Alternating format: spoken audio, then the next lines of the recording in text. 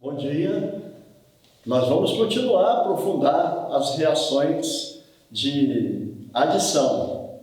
No outro segmento, no segmento anterior, nós trabalhamos num quadro mais sintetizado. Agora nós vamos caminhando para uma formação assim, mais densa dentro das reações orgânicas. E as reações orgânicas, que nós vamos começar a estudar mais densamente, o tipo que nós vamos começar a estudar são as reações de adição. Dentro das reações de adição, nós temos a hidrogenação catalítica e nós temos a halogenação e a adição de haletos de hidrogênio. Começar pela hidrogenação catalítica. A hidrogenação catalítica, como o próprio nome está dizendo, é acrescentar moléculas de gás hidrogênio utilizando catalisadores apropriados. Esses catalisadores, em alguns vestibulares, podem aparecer com níquel, como foi colocado aqui, mas pode ter também platina ou catalisador paládio.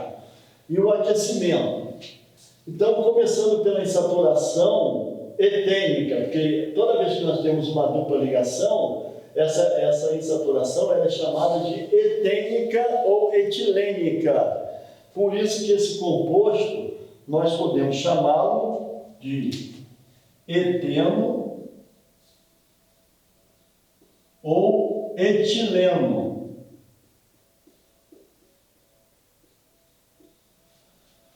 Na molécula do eteno ou etileno, nós temos uma ligação π.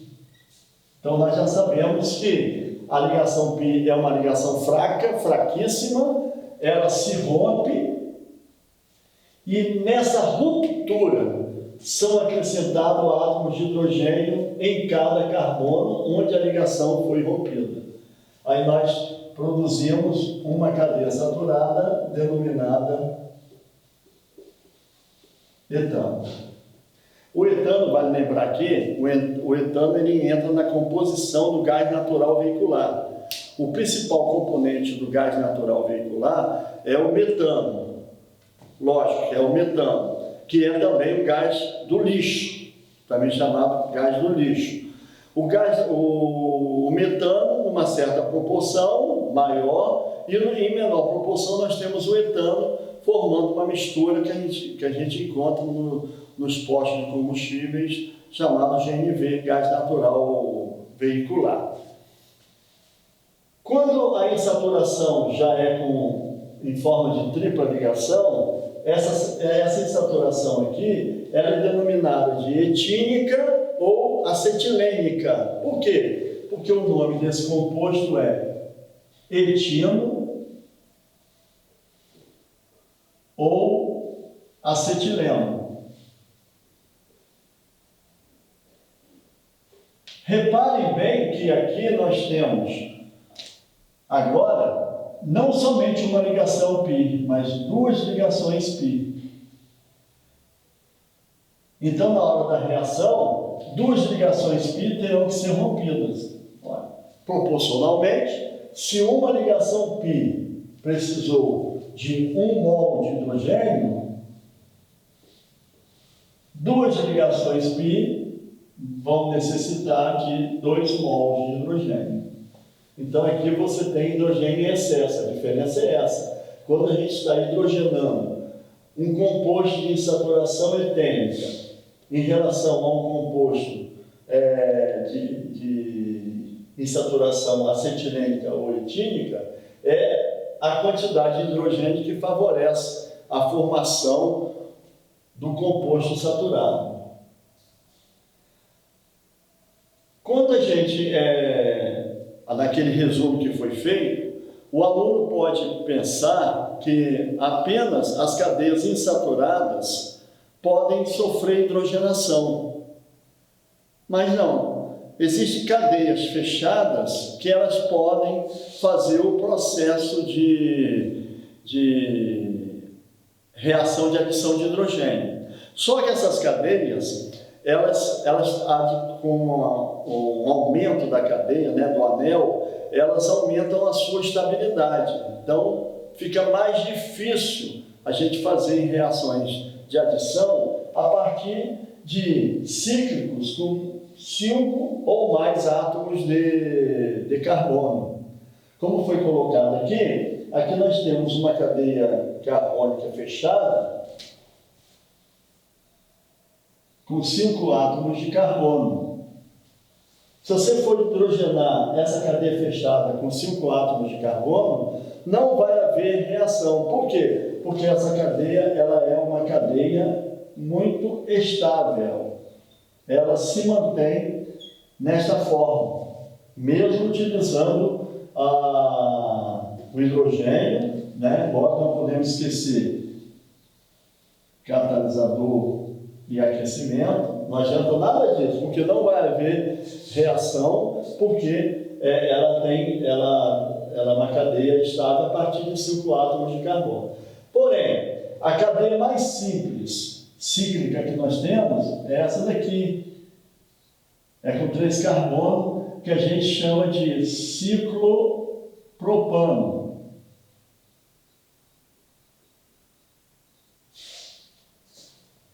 Ela se rompe, né? Essa cadeia se abre, a abertura pode ser em qualquer linha aqui, abrindo aqui.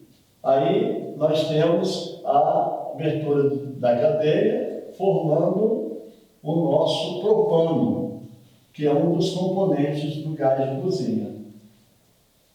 Aqui nós temos uma cadeia com 4 átomos de carbono, que a gente chama de ciclo butano, sendo hidrogenado, né, cataliticamente, também a cadeia se abre, formando o butano. Então, fique bem claro isso. Não somente a hidrogenação se passa em compostos com dupla, com tripla ligação, mas também em cadeias fechadas. Ok? Agora nós vamos passar para um outro tipo de reação de adição, que é a halogenação. Os halogênios que nós temos, quer dizer, as moléculas de halogênios que nós temos mais próprias para fazer este tipo de reação são os halogênios cloro, bromo e iodo. Muitos poderão me perguntar por que o flúor não. O flúor, a questão do flúor é que o flúor ele é um halogênio, é uma molécula de halogênio muito reativo com os compostos orgânicos. Eles reagem explosivamente. Então, as reações mais comuns que ocorrem nos laboratórios químicos são justamente, né, envolvem justamente as moléculas do cloro, do bromo e do iodo.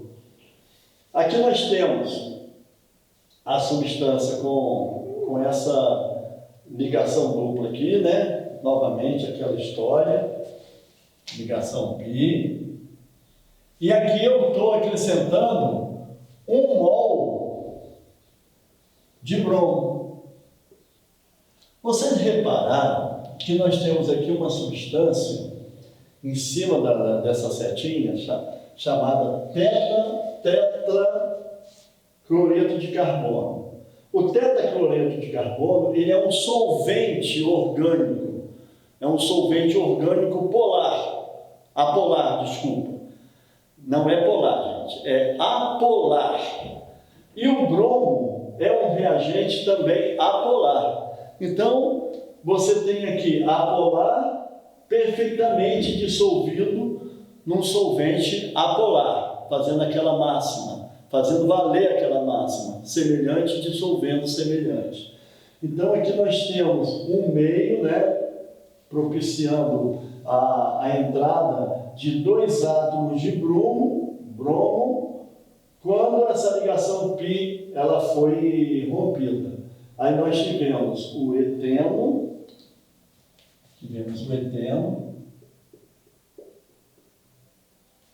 que formou a substância, eu vou colocar o nome aqui embaixo,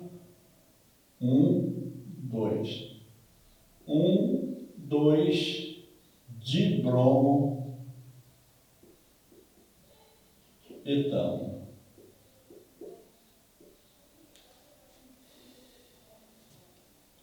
Agora, dentro da adição de aletos de hidrogênio, o que são aletos de hidrogênio? Os principais aletos de hidrogênio: HCl, HBr, HI. Aletos de hidrogênio, né? São os halogênios ligados com átomos de hidrogênio. Para a explicação dessa reação de adição de aletos de hidrogênio, nós temos duas regras: a regra de Markov-Nikob e a regra anti-Markov-Nikob, que é a regra de Karash. Vamos primeiro explicar a regra de Markov-Nikob. Eu tenho aqui uma substância cujo nome é propeno.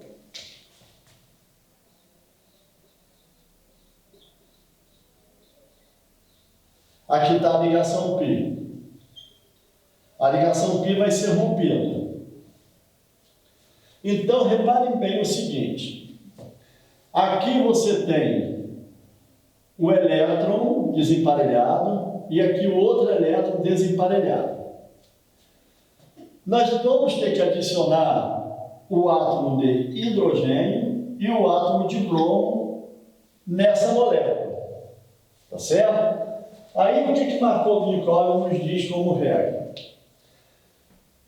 Olhando para esses dois carbonos, aonde está essa dupla ligação aqui, esse carbono ele é mais hidrogenado, porque tem dois hidrogênios, e esse carbono aqui ele é menos hidrogenado, só tem um átomo de hidrogênio. Então, Markov-Nikob diz que o hidrogênio ele sempre vai se ligar ao carbono mais hidrogenado. Então, o hidrogênio ele vai entrar aqui nesse carbono que já tem dois hidrogênios. Então, na hora que ele entra nesse carbono que já tem dois hidrogênios, você forma uma lateral H3C ou CH3. Por outro lado, nesse ponto aqui, onde vai ser acrescentado, que é o carbono menos hidrogenado, é o que vai acrescentar o halogênio, o bromo. Então, repetindo, dentro da regra de Markov-Nikob, em suma, ele diz o seguinte: quando você vai fazer a adição de hidrogênio e o hidrogênio sempre acompanha seus amiguinhos. Aonde que nós temos mais amiguinhos? É no CH2 ou no CH, como estou mostrando aqui? É no CH2, nós temos dois amiguinhos de hidrogênio aqui, já temos dois hidrogênios. Então ele chama mais um hidrogênio, então ficou H3C. E automaticamente, onde não tem menos hidrogênio, aqui só tem um, o bromo vai para esse carbono, é adicionado a esse carbono. Formando o nome desse composto, né, que nós vamos colocar aqui. Aqui nós temos a cadeia principal e aqui nós temos o halogênio. Numerando, ou seja, localizando o elemento halogênio, nós temos carbono 1, carbono 2, carbono 3. Então nós temos no carbono 2, bromo, 2 bromo, e a cadeia principal são três carbono, 2 bromo, propano. Agora, existe uma regra contrária a Markov-Nikob, que é a regra de Karash. Só que para a regra de Karash acontecer, nós temos que usar, né? Eu usei o mesmo reagente, tá certo?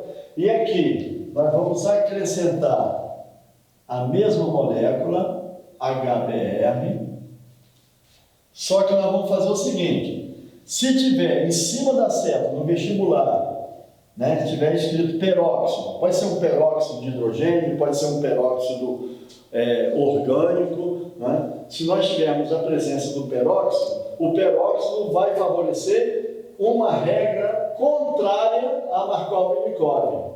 Quer dizer, a ligação π, ela está aqui.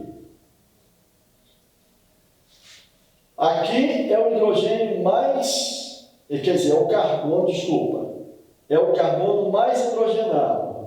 E aqui é o carbono menos hidrogenado. Então, se é contra Markov-Nikov, é tudo ao contrário. O hidrogênio vai para o carbono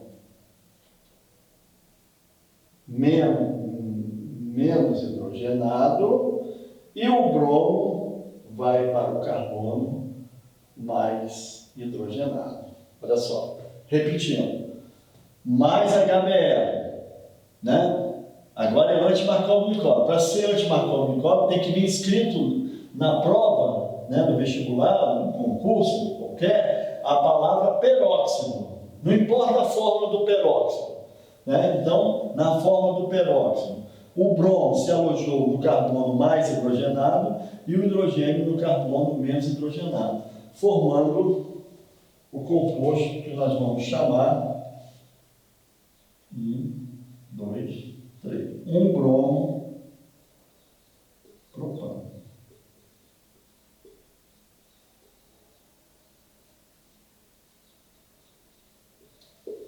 Agradeço a gentileza da atenção e vocês pensam que vocês vão ficar livres de mim? Não vão não, que eu vou continuar nesse trabalho com vocês, se Deus quiser.